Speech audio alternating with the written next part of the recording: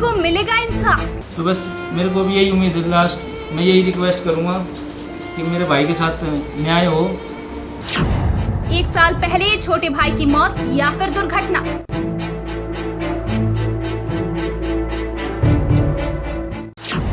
Police ने क्यों छुपाई परिवार से चीजें? कोर्ट में केस हुआ रिओपन। फोटोज में साफ ब्लेड का निशान दिखा रखा, मतलब मरे मरे को भी मार रहे हैं उसको। मेरा भाई बहुत ही शरीफ था, उसका बेचारे का कोई कसूर नहीं था, उसको मारा गया है। क्या कईयों के खुलेंगे राज? वकील की हत्या के पीछे कौन? तो उनकी भी रिपोर्ट आ गई थी मेरे पास अभी।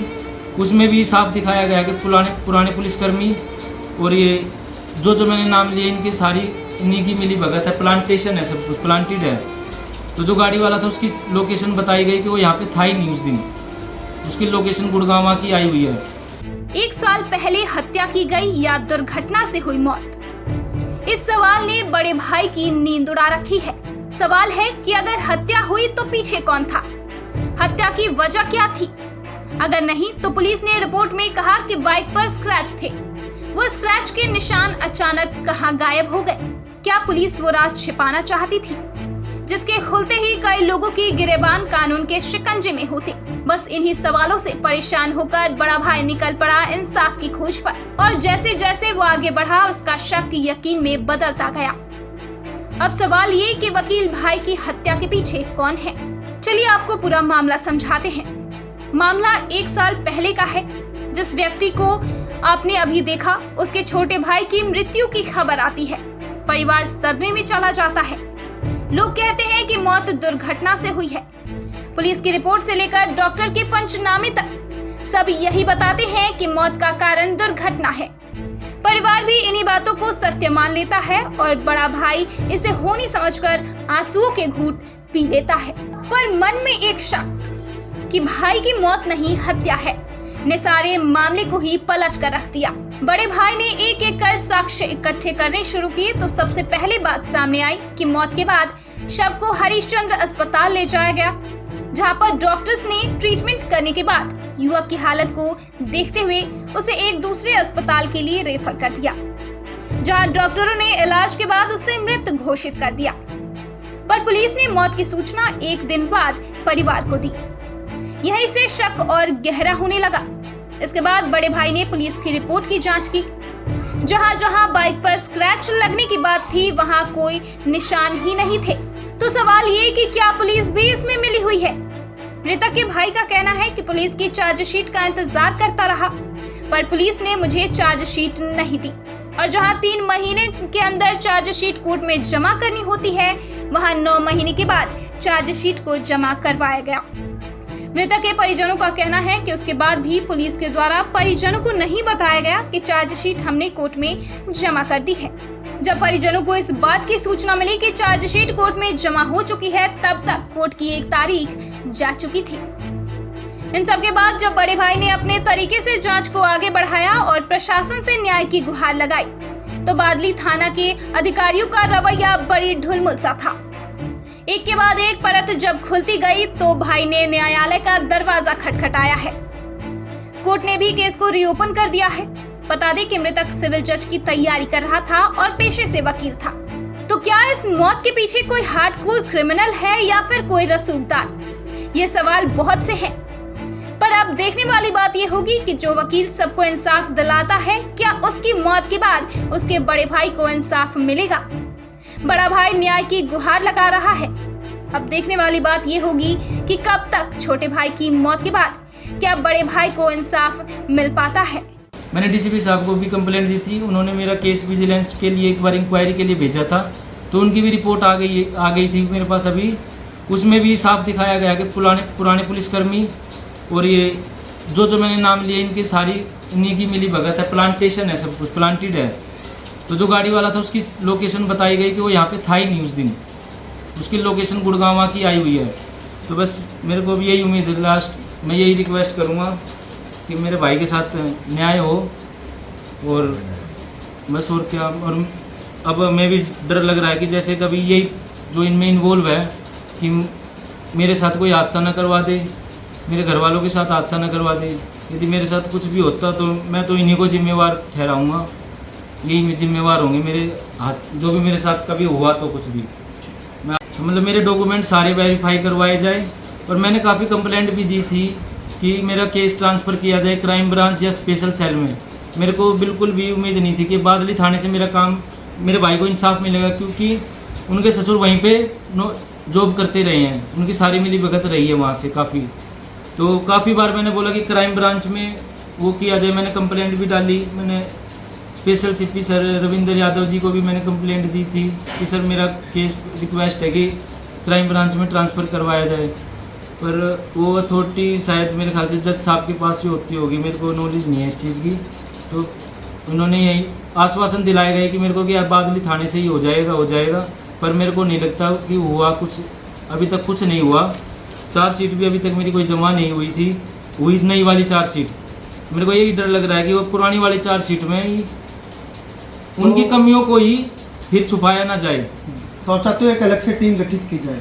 हाँ, मैं यही चाहता हूँ कि मेरे रिक्वेस्ट ही कर सकता हूँ कि स्पेशल सेल है क्राइम ब्रांच से मेरी चार्जशीट, मेरी पूरी फाइल, मेरे सबूत एक बार उनको भी दिखाए जाए, अलग टीम को भी दिखाए जाए, थाने वालों से अलग।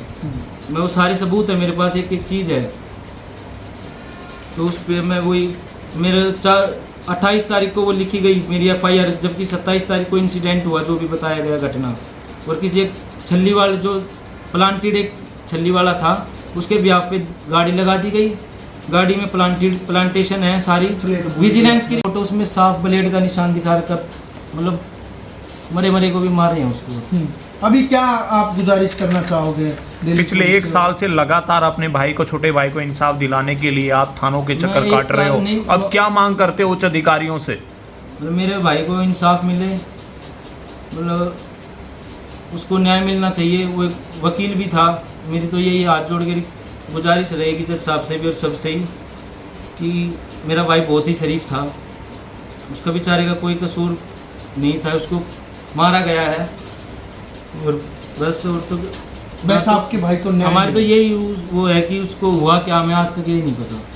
ये बार बार एक्सीडेंट बोल रहे हैं, मैं बार बार यही बोल रहा हूँ कि मेरे भाई का एक्सीडेंट नहीं हुआ है। मेरे दिमाग में डाला जा रहा है कि एक्सीडेंट हुआ है। मैं सबूत, मैंने बोला कि प्रूफ करो, ये फ़ोटोज़ क्यों नहीं दिखा रहे, बोल रहे कि ऐसे ही हो जाता है कि बाइक पे नहीं लगती। और मगर नहीं लगती तो इतनी चोटें, जो सर में जो एक गहरी चोट है वो कैसे लग गई? और ना स्क्रैच मेरे भाई की पूरी बॉडी पे, ना रगड़, सिर्फ उन रगड़ों को कैसे दिखाया गया, खून के धब्बे को जमा के। और बाइक चोरी हो गई, दिखाया इनके थ्रू। 27 को रात को चोरी हो गई, दिन में वहीं पे खड़ी थी, रात को चोरी हो गई। फिर मैंने अपनी जो मैंने जांच पड़ताल करी, रात के फ़ोटो आए, वहाँ के छल्ली वाले फ़ोटो खिंचवा रहे हैं, बाइक स्टार्ट है। और 28 तारीख को इन्होंने बताया कि वो चोर पकड़े गए, उन्होंने किसी को मार पिटाई करी है और उसकी भी FIR उसी थाने में लिखी गई, बादली थाने में। हमारा जो केस की रजिस्टर्ड हुई वो भी बादली थाने में। और जो कॉल हुई थी वो कॉल बता रही है कि अलीपुर थाने कॉल गई हुई है। तो फिर अलीपुर वालों ने क्यों नहीं करी, उसका कोई रिकॉर्ड नहीं। तो बादली थाने किसके कहने पे गई? उसमें फिर बताया गया कि ये गाड़ी नंबर दिखा दिया गया, गाड़ी नंबर दिखाया कि एक छल्ली वाले ने नोट किया, जो कि वो वहाँ की में पता लगा कि वो छल्ली वाला वहाँ पे है ही नहीं कुछ उस नाम का। आपको क्या लगता है वो इस सभी मामलों में जो उनका ससुर था, कहीं ना कहीं वो इन्वॉल्व है, जो दिल्ली पुलिस में लगातार जो है? हो सकता है सर, वो वहाँ पे दिल्ली पुलिस डिपार्टमेंट्स में ही है।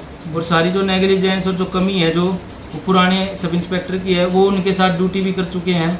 मतलब इसमें मैंने देखा जितने भी पुलिस वाले थे इस चार्जशीट में, ये आपका ये था अजय मीणा, सब इंस्पेक्टर अजय मीणा, किशन कुमार, और हरिश्चंद्र में अनार सिंह, और ये इनके ससुर थे जोगिंदर हुड्डा। ये इनकी कहीं ना कहीं मतलब हर जगह वो रहा है कि ड्यूटी एक साथ रही है इनकी, सारी इनकी वही है, आप खुद भी देख सकते हो इनमें। पोस्टमार्टम रिपोर्ट वो ही लेने गए थे, उनको अथॉरिटी लेटर बताया गया कि उनको अथॉरिटी लेटर दिया गया।